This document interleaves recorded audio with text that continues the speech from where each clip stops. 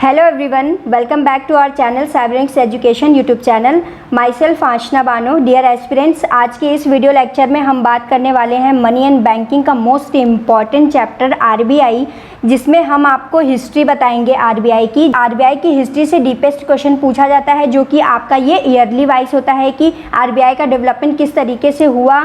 अब ये देश का रिजर्व बैंक ऑफ इंडिया है, मतलब कि as a central bank work करता है। तो ये इसकी शुरुआत कैसे हुई थी, किसने इसे रिकमेंड किया था इंडिया में, ठीक है। इंडिया के आरबीआई मतलब सेंट्रल गवर्नमेंट के रूप में आरबीआई को इस्टेब्लिश किस कमेटी ने रिकमेंड किया था। बहुत सारी चीज़ें जो आपको हिस्ट्री में पढ़नी होती हैं आरबीआई की, और ये आपके एंट्रेंस एग्जामिनेशन एंड आपके कॉम्पिटिटिव लेवल, या यदि आप बैंकिंग सेक्टर में जाने के लिए प्रिपेयर हो रहे हैं, उस कॉम्पिटिटिव एग्ज़ाम की तैयारी कर रहे हैं, तो भी आपके लिए ये वीडियो बहुत ही यूज़फुल होने वाली है। हम यहाँ पर कुछ इम्पॉर्टेंट वन लाइनर फैक्ट को रिगार्डिंग आरबीआई डिस्कस करने वाले हैं, तो हमारे साथ आप एंड तक बने रहिएगा इस वीडियो में।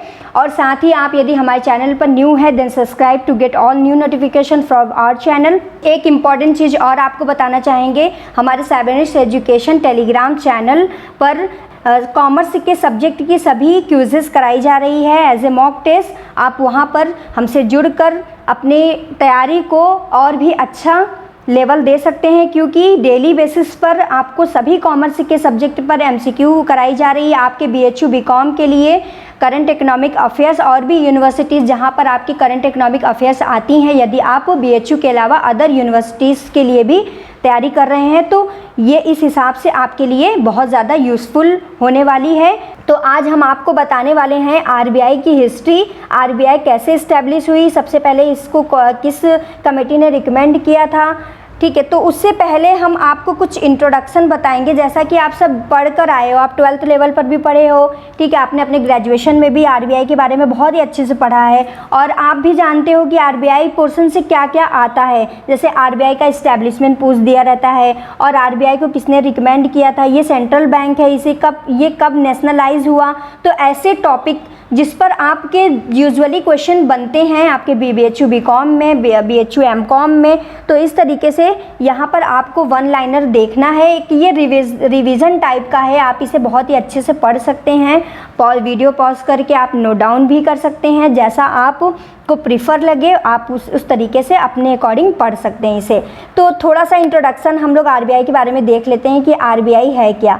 RBI reserve bank of India full form, ये आपका क्या है, कंट्री का सेंट्रल बैंक है जो कि मॉनेटरी सिस्टम को रेगुलेट करता है। अपेक्स बॉडी, अपेक्स का मतलब ही जो रेगुलेटरी बॉडी है उनमें बहुत ही ऊपर है। अपेक्स रेगुलेटरी बॉडी है जो कि कंट्रीज की मॉनेटरी सिस्टम को क्या करती है, रेगुलेट करती है, और इंडिया का सेंट्रल बैंक है। ये सभी कंट्री का अपना सेंट्रल बैंक होता है, उसी तरीके से इंडिया का सेंट्रल बैंक आपका आरबीआई है, reserve bank of India. Reserve bank of India क्या है, बैंकिंग और फाइनेंस और मनी मार्केट को क्या करता है, रेगुलेट करता है। तो आरबीआई आपका banking and finance money market का रेगुलेटर है, जो कि इस सेक्टर को रेगुलेट करता है। आरबीआई का इस्टेब्लिशमेंट जो है वो आपका 1 अप्रैल 1935 को हुआ था, आरबीआई एक्ट 1934 के अंतर्गत। इसे जो है किस रिकमेंडेशन पर इस्टेब्लिश किया गया था, तो आपको पता है बहुत ही अच्छे से, हिल्टन यंग कमीशन। ये आप बहुत बार पढ़ चुके हो, आपको याद भी होगा। तो हिल्टन यंग कमीशन के सिफारिश पर, मतलब रिकमेंडेशन पर, इस कमेटी ने आरबीआई को रिकमेंड किया था कि देश में एक सेंट्रल बैंक होना चाहिए जो कि गवर्नमेंट के साथ साथ कंट्री के मॉनेटरी सिस्टम को भी क्या कर सके, रेगुलेट कर सके, जो भी फाइनेंशियल जितने भी सेक्टर हैं उनको रेगुलेट कर सके। तो सबसे पहली ये कमेटी थी जो कि हिल्टन यंग कमीशन, ब्रिटिश शासन में ये जो है ये कमेटी बनी हुई थी, और इस कमेटी ने ही सबसे पहले आरबीआई के इस्टेब्लिशमेंट के लिए रिकमेंडेशन दिया था, सिफारिश की थी गवर्नमेंट को। ओके, चलिए ये तो फैक्ट आपने देख लिया। अब आगे कुछ और इम्पॉर्टेंट फैक्ट देख लेते हैं। Central bank of India which was nationalise इन 1949। जैसा कि आप सब जानते हैं कि आरबीआई को 1949 में नेशनलाइज कर दिया गया था, मतलब कि ये पूरे नेशन का सेंट्रल बैंक इसे बना दिया गया था। पहले ये क्या करता था, सिर्फ गवर्नमेंट के लिए काम करता था, पहले ये प्राइवेट था। ये जो है प्राइवेटली वर्क करता था। इंपीरियल बैंक नाम से आप लोगों ने सुना ही होगा, अभी हम आगे डिस्कस करने वाले हैं इसके रिगार्डिंग। तो यहाँ पर आरबीआई का नेशनलाइजेशन भी पूछ देता है आपके एंट्रेंस एग्जामिनेशन में, तो आपको जब अच्छे से पढ़े रहेंगे तो यहाँ पर आप आंसर ईजिली कर पाएंगे। सेंट्रल ऑफिस जो है सबसे पहले कलकत्ता में इसका इस्टेब्लिश किया गया था, क्योंकि जो इंपीरियल बैंक था पहले के समय में मतलब जब ब्रिटिश शासन था उस समय जो 3 प्रेसिडेंसी आपके जो बैंक थे, जो कि मुंबई में, कलकत्ता में और आपका चेन्नई में थे, तो इस तरीके से यहाँ पर जो मेन ऑफिस बनाया गया वो आपका कलकत्ता में बनाया गया था, जो कि आज प्रेजेंट टाइम में कोलकाता के नाम से जाना जाता है। और बाद में इसे मुंबई में मूव डाउन कर दिया गया 1937 में। ओके, अब चलिए यहाँ से मेन हिस्ट्री जो हमारा लेक्चर है आज का, यहाँ से स्टार्ट होता है हिस्ट्री। ये सब तो बेसिक था, आप जानते ही हो। अब यहाँ पर मोस्ट इम्पॉर्टेंट चीज़ हम देखेंगे हिस्ट्री, जो कि आपके एंट्रेंस एग्जामिनेशन, कॉम्पिटिटिव एग्जामिनेशन के लिए बहुत ज़्यादा इंपॉर्टेंट है। यहाँ से डीपेस्ट क्वेश्चन पूछे जाते हैं ईयरली वाइज। सबसे पहले 1913 में royal commission on Indian finance and currency, जो कि एक क्या था, ये चैम्बरलिन कमीशन के नाम से जाना जाता था। इस कमेटी को ये नीड हुई कि भारत में एक सेंट्रल बैंक होना चाहिए, इंडिया के लिए एक सेंट्रल बैंक होना चाहिए। सबसे पहले 1913 में जो है रॉयल कमीशन ने इस चीज़ को जो है महसूस किया था कि इंडिया के लिए एक सेंट्रल बैंक होना चाहिए, जो कि गवर्नमेंट के लिए काम करे, इंडिया के लिए काम करे। ठीक है, यहाँ पर अब फिर आगे देखते हैं। जो दूसरा फैक्ट है आपका 1921 में ये इंपीरियल बैंक ऑफ इंडिया, इसमें जो है the imperial bank of India was setup by the amalgamation. Amalgamation का क्या मतलब होता है, मतलब किसी भी चीज़ को मिला देना, मिश्रण कर देना। Amalgamation of the 3 presidency bank, अभी मैंने बताया था 3 presidency bank which presumed a few central banking function, जो कि पहले ये कुछ सेंट्रल बैंकिंग फंक्शन ये जो है करते थे, ये इंपीरियल बैंक के नाम से जाने जाते थे। और यहाँ पर आपका एक था आपका Mumbai central bank, Calcutta central bank and Chennai central bank. तो ये इंपीरियल बैंक के नाम से इन तीनों को एग्रीगेट करके ये जो है सेटअप किया गया। पहले क्या थे, ये अलग अलग थे तीनों।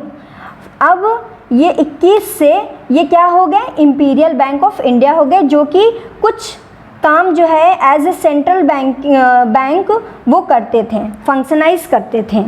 यहाँ पर देखेंगे इस फैक्ट के रिगार्डिंग, जो इंपीरियल बैंक आपका है वो गवर्नमेंट के बैंकर की तरह काम कर रहा था आरबीआई के इस्टेब्लिशमेंट तक। मतलब कि 1935 तक जब आरबीआई इस्टेब्लिश हुई तब तक इंपीरियल बैंक ही गवर्नमेंट का बैंकर था, उस समय तक 1935 तक। फिर उसके बाद में 1926 में हिल्टन यंग कमीशन ने रिकमेंड किया, यही जो मैं शुरू में बता रही थी आपको, कि जो नया फॉर्म आया आरबीआई का, मतलब आरबीआई के रूप में आरबीआई नाम दिया गया, रिजर्व बैंक ऑफ इंडिया नाम दिया गया हिल्टन यंग कमीशन के सिफारिश पर इस्टेब्लिश करने के लिए as a central bank of India. यहाँ पर ये डेट आप सबको बहुत ही अच्छे से देखनी है। 1926 में ही इनका एक कमीशन ने रिकमेंड किया था, क्योंकि वहाँ पर तो सिर्फ लिखा है कि आरबीआई को रिकमेंड हिल्टन यंग कमीशन ने किया था। कब किया था, 1926 में किया था, ये चीज़ है। फिर बाद में सब्सिक्वेंटली बाद में जनवरी 1927 the government introduce the gold standard and RBI, मतलब कि 1927 में गोल्ड स्टैंडर्ड को यहाँ की गवर्नमेंट ने क्या किया, अडॉप्ट किया, और आरबीआई को भी साथ में। लेकिन ये पास नहीं हो पाया, मतलब कि अच्छे से एग्जीक्यूट नहीं हो पाया, इसका इस्टेब्लिशमेंट, आरबीआई का इस्टेब्लिशमेंट नहीं हो पाया, 1927 तक नहीं हो पाया। फिर 1931 में the report of the Indian central banking inquiry committee released, मतलब कि 1931 में Indian central banking inquiry committee क्या हुई, रिलीज हुई, अपनी रिपोर्ट को रिलीज़ किया, strongly recommending the establishment of RBI. मतलब इस कमेटी ने बहुत ही स्ट्रांगली ये रिकमेंड किया कि आरबीआई का एस्टेब्लिशमेंट अब होना ही चाहिए। फिर 1933 में the reserve bank of India bill drafted, मतलब कि 1933 में तब जाकर रिजर्व बैंक ऑफ इंडिया के लिए बिल को बनाया गया, ड्राफ्ट किया गया on the basis of London committee recommendation, introduce in legislative assembly, मतलब कि इसे इन reserve bank of India bill को जो है लेजिस्लेटिव असेंबली में प्रेजेंट किया गया, इंट्रोड्यूस किया गया। इट वाज पास इन 1933, मतलब ये जो है इस बिल को 1933 में पास किया गया। फिर बाद में 1934 में, मतलब एक साल बाद, RBI bill received the assent, मतलब एसेंट का मतलब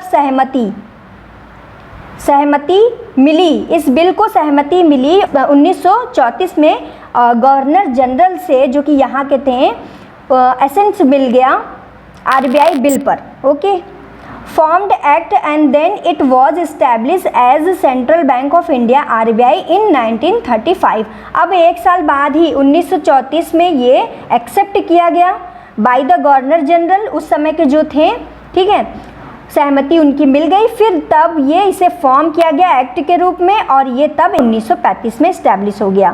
तो अब यहाँ पर देखिए, आप देख रहे हैं कि अब 1935 में आरबीआई का इस्टेब्लिशमेंट हो गया। यहाँ फर्स्ट गवर्नर, आरबीआई के फर्स्ट गवर्नर जो हैं सर ऑसबॉर्न स्मिथ, यहाँ पर ये नाम आप लोग देख लीजिएगा अच्छे से, क्योंकि ये कभी कभी पूछ दिया जाता है। सर ऑसबॉर्न स्मिथ जो हैं वो आरबीआई के फर्स्ट गवर्नर अपॉइंट हुए।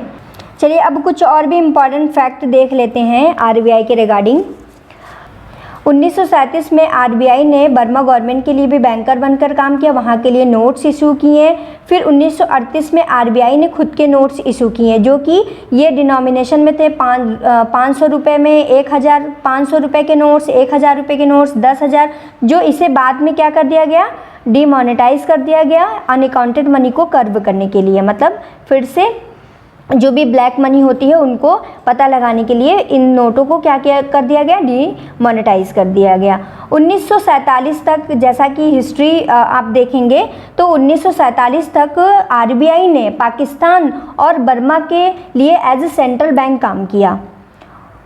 जब इंडिया और पाकिस्तान का मतलब कि आज़ादी मिल गई इंडिया को, पाकिस्तान को भी, फिर उनके अपने अपने सेंट्रल बैंक हो गए। तो आरबीआई ये यहाँ पर पाकिस्तान के उनके सेंट्रल बैंक हो गए, अब उनकी कंट्री अलग हो गई तो उनके लिए अब अलग इस्टेब्लिशमेंट हुआ सेंट्रल बैंक का, और आरबीआई इंडिया के लिए काम कर रहा है तब से। तो यहाँ पर आप देख सकते हैं ये भी फैक्ट हैं। फिर 1949 में बैंकिंग एक्ट भी साथ में आ गया, जो कि आपका सभी इंडिया के सभी कॉमर्शियल बैंक, सभी बैंकिंग एंड फाइनेंशियल सेक्टर को जो है आरबीआई ने इस तरीके से रेगुलेट किया, क्योंकि बैंकिंग सेक्टर के लिए एक बैंकिंग कंपनीज एक्ट ही बना दिया 1949 में, जो कि बैंकिंग जितने भी बैंकिंग सेक्टर के इंस्टीट्यूशन हैं उन सबको रेगुलेट करने के लिए। आई थिंक आपको आरबीआई की हिस्ट्री समझ में आई होगी, क्योंकि यहाँ पर वन लाइनर में था और इम्पॉर्टेंट फैक्ट थे जिनसे आपके एंट्रेंस एग्जामिनेशन, आपकी कम्पिटिटिव एग्ज़ाम में क्वेश्चन जहाँ से बनते हैं, उन्हीं फैक्ट को मैंने कलेक्ट किया है और आप इनको अच्छे से पढ़ सकते हैं, इसका नोट डाउन भी इसको कर सकते हैं पॉज कर वीडियो को। इस तरीके से आप अपने कन्वीनियंट के हिसाब से इसे देख सकते हैं। आगे कुछ इंपॉर्टेंट फैक्ट और देख लेंगे आरबीआई के बारे में। आरबीआई के पास क्या है, 5 ट्रेनिंग इस्टेब्लिशमेंट इंस्टीट्यूशन हैं जो कि ट्रेनिंग देते हैं। आपका फर्स्ट है college of agricultural banking, reserve bank of India staff college, national institute for bank management, Indira Gandhi institute for development research and 5th one institute for development and research in banking technology. देखिए कभी कभी क्या होता है ना कि ये सारे इंस्टीट्यूशन जो हैं, जो कि ट्रेनिंग इंस्टीट्यूशन है आरबीआई के, तो कभी इनसे आ जाएगा क्वेश्चन, तो आपको ये बताना है कि ये आरबीआई के ट्रेनिंग इस्टेब्लिशमेंट इंस्टीट्यूशन है। ओके, तो इस तरीके से आप देख सकते हैं इसे। फिर अब यहाँ पर जो है गवर्नेंस जो आरबीआई का है वो किस तरीके से स्ट्रक्चर्ड है वो आप देखेंगे। देखिए आरबीआई का जितना भी फंक्शन होता है, जितने भी अफेयर्स हैं, वो जो है एक सेंट्रल बोर्ड इसे गवर्न करती है, जिसमें आपका जो ये सेंट्रल बोर्ड है इन्हें गवर्नमेंट अपॉइंट करती है। इसमें आपका क्या आता है, ये एक आता है गवर्नर और 4 इसमें आते हैं डिप्टी गवर्नर, जो कि इनकी बोर्ड होती है। और इस जो इनका अपॉइंटमेंट ईयर है, मतलब ये कब तक इनके जो टेन्योर हैं वो आपके 4 ईयर्स के हैं, ये 4 ईयर्स के लिए अपॉइंट किए जाते हैं। और ऑफिशियल डायरेक्टर हैं 1 गवर्नर और 4 डिप्टी गवर्नर। आगे हम बताएंगे कि प्रेजेंट में कौन गवर्नर हैं।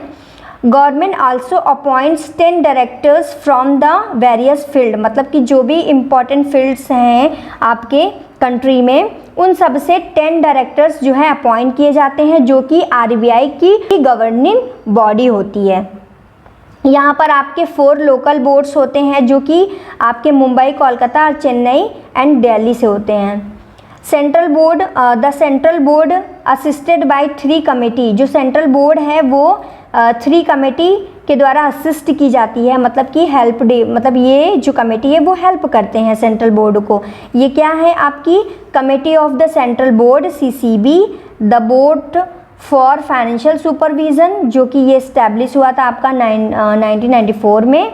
The board for regulation and supervision of payment and settlement system, जो आपका BPSS है।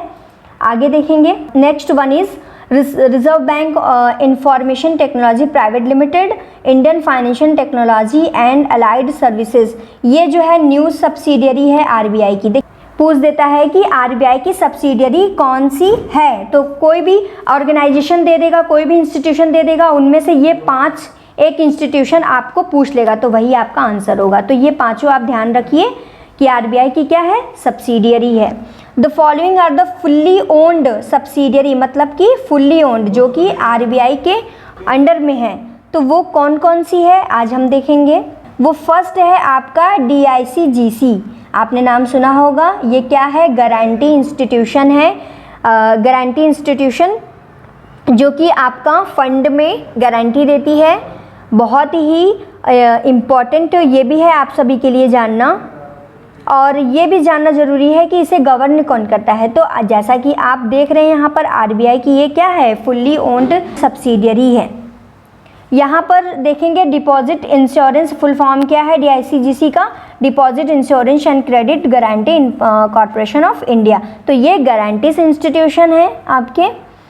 भारतीय रिजर्व बैंक नोट्स मुद्रण private limited, national housing bank NHB at present ये आरबीआई की सब्सिडियरी नहीं है। देखिए यहाँ पर मैंने नोट डाउन कर दिया है, नेशनल हाउसिंग बैंक अब ये आरबीआई की सब्सिडियरी नहीं है, ये पहले सब्सिडियरी थी आरबीआई की। अब यहाँ पर एक चीज़ और हम आपको बताएंगे, आप लोग इन सब का इस्टेब्लिशमेंट ईयर भी देख लीजिएगा। वैसे हम आप अपने नेक्स्ट लेक्चर में फाइनेंशियल रेगुलेटर पर बात करेंगे, जो कि फाइनेंशियल रेगुलेटर है इंडिया में, तो उनमें हम नेशनल हाउसिंग बैंक के बारे में डिटेल्ड में बताएंगे आपको। तो आप सब्सक्राइब करके रखे रहिए ताकि आपको ऐसे ही important video lecture time to time मिलते रहे। तो यहाँ पर देखेंगे, अब आगे बढ़ेंगे।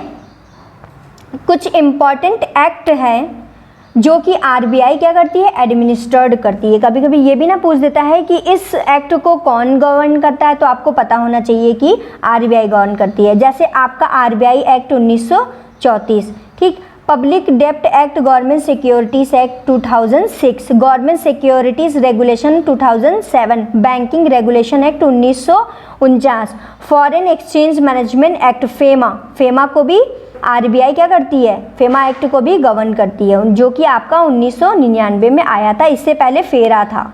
चलिए अब आगे देखते हैं। Securitisation and reconstruction of financial assets and enforcement of security interest act. यहाँ पर देखिए इतना लंबा नाम है इसका।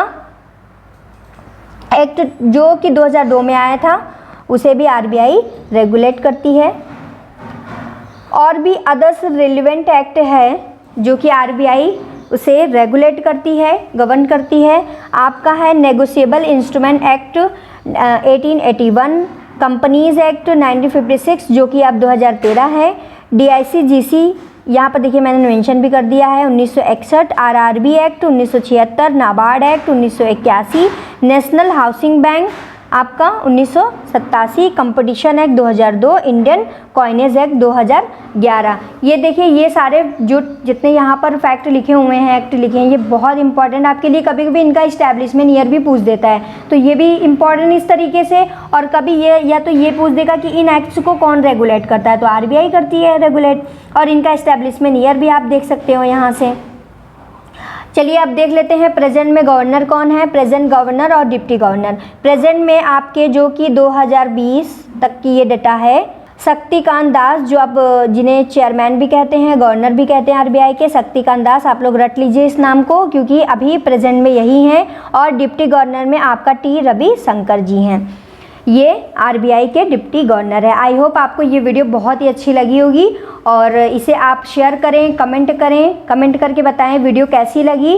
और भी आप लोग कमेंट नहीं करते हो, जो भी आपकी रिक्वायरमेंट, जिस भी सब्जेक्ट में आपको प्रॉब्लम है आप लोग बताइए, हम उस पर वीडियोस बना देंगे।